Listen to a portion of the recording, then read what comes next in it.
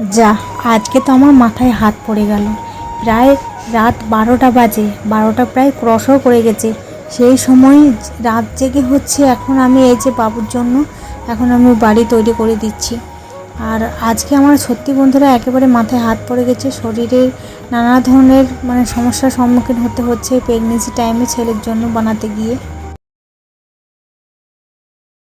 Hello friends, কল্পনা ক্রিয়েশনে আরও একটি new ভিডিওতে সবাইকে অনেক অনেক স্বাগত। আজকের ভিডিওটা দেখুন, আমি অনেকটাই রাত্রেবেলায় শুরু করেছি। রাত্রেবেলায় ভিডিওটা শুরু করার একটাই মেন উদ্দেশ্য হলো, আর কালকে হচ্ছে ছেলের কর্মশিক্ষার পরীক্ষা আছে, সেই জন্য আজকে অনেকটাই রাত জেগে ছেলের কর্মশিক্ষার যে হাতের কাজগুলো হয় সেগুলোর জন্য আমি বানাতে লেগে গেছি। আর আজকে কিন্তু রাত্রেবেলায় খাওয়া দাওয়া সব কিছু কমপ্লিট করে নিয়েছি। সব কিছু গুছিয়ে বাগিয়ে এসে তারপর ছেলের জন্য এই যে এখন বাড়ি তৈরি করে দিচ্ছি। হাতের কাজ যেটা বলে, ও তো নিজে তৈরি করতে পারবে না, সেই জন্য আমি অনেকটা রাত জেগে তৈরি করে দিচ্ছি। আর আমার এই প্রেগনেন্সি টাইমে বসতে আর করতে অনেকটাই কষ্ট হচ্ছে, কোমরে আরে প্রচণ্ড পরিমাণে ব্যথা হয়ে গেছিলো, অনেক রকম সমস্যার সম্মুখীন হয়ে গেছিলো। যেহেতু এই টাইমটাতে একটু অসুবিধা হয়, তো কিন্তু কি করব, ওকে যে কালকে রেডি করে দিতেই হবে, সেই জন্য আর কি তোড়জোড় করা। এই যে দেখুন, এখন কিন্তু অনেকটাই রাত হয়ে গেছে, প্রায় বাজে 12:30। সেই সময় আমার এই যে হাতের কাজটা আমার কমপ্লিট হলো, তবুও মোটামুটিভাবে এখন কিছুটা বাকি রয়ে গেছে, সেটা আর কি সকালে করব। আর আমার কিন্তু দেখুন এত টাইম হয়ে গেছে, মাথায় কিন্তু আমার হাত পড়ে গেছিলো। আর এই যে এখন সকালে কিন্তু ফিরে এলাম। সকালে কিছুটা বাকি ছিল, ছেলের এই যে হাতের কাজে কিছুটা বাকি ছিল, সেটা আর কি কমপ্লিট করে নেবো। তারপর স্নান করতে যাব, তারপর ছেলেকে স্কুলের জন্য রেডি করে দেবো। এই যে দেখুন, সুন্দর একটা বাড়ি তৈরি করে দিয়েছি।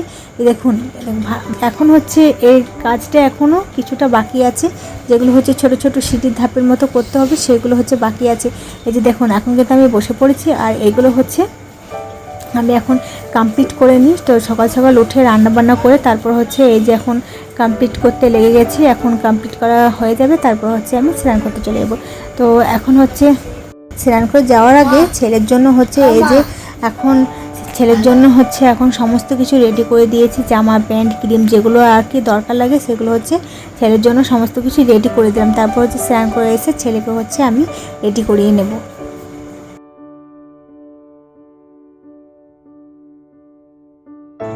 এত বড় হয়েছে কিন্তু দুষ্টুমি কিন্তু যায়নি।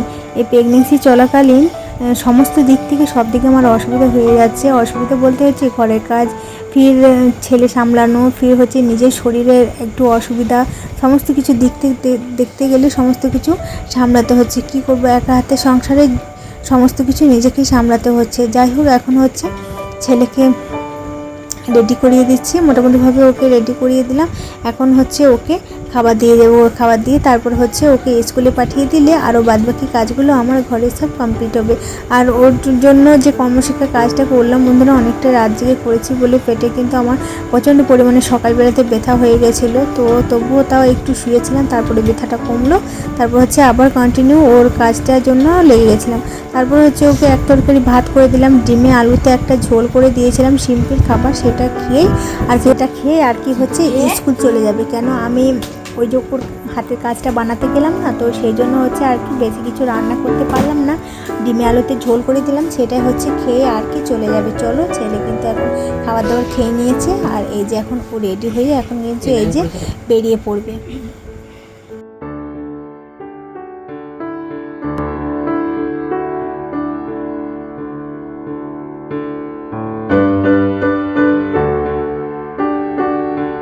তো বন্ধুরা, ফিরে এলাম সকালবেলাতে। তো সকালবেলাতে এই যে একটা মেন কাজ একটা ফেসে ছিল, সেটা এই যে আমাদের গামলাটা। তো গামলাটা ফেটে গেছিলো একটু পরিমাণে, আর একটু জন্য পুরো গামলাটা নষ্ট হয়ে যাবে। সেই জন্য হাজব্যান্ড ওই যে প্লাস্টিকের মতো একটা মোম থাকে, সেটা এনে দিয়েছে, আর আগুন দিয়ে ধরিয়ে এটা চিট খাইয়ে দিলে কি যে ফাটাটা ঠিক হয়ে যাবে, জলটা আর পড়বে না। সেই জন্য ও ঠিক করে দিল। তারপর এই যে বিকেলবেলাতে আমি ফিরে এলাম। বিকেলবেলাতে আমি কিছুটা বাদাম আমি বেছে নিচ্ছি। এগুলো মা কিন্তু বেশ কিছুদিন আগে দিয়ে গেছিলো, সেগুলো বাছাই হচ্ছে না, তো অনেকটাই নষ্ট হয়ে গেছে। তো ভাবলাম আজকে বসে আছি, কাজ বাজও হয়ে গেছে, তো বসে বসে বাদামগুলো বেছে নিই। সেই জন্য আর কি বাদামগুলো বসে বসে আমি বেছে নিচ্ছি।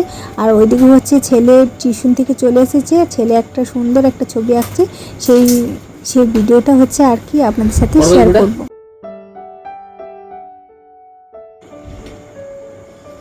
তো এই যে হচ্ছে ও টিউশন থেকে চলে এসেছে, টিউশন থেকে এসেই হচ্ছে এই যে ছবিগুলো আঁকতে লেগে যায়। তো এই ছবিটা হচ্ছে রবীন্দ্রনাথ ঠাকুরের ছবি। তো এটা হচ্ছে আর কি এই যে মোবাইল দেখে ও আঁকার চেষ্টা করে, নিজেই চেষ্টা করে, ও কোনো ড্রয়িং ক্লাস দিইনি, মোবাইল দেখে দেখে ও যতটা সম্ভব নিজের চেষ্টা করে, আর সুন্দরভাবে কিন্তু আঁকছেও।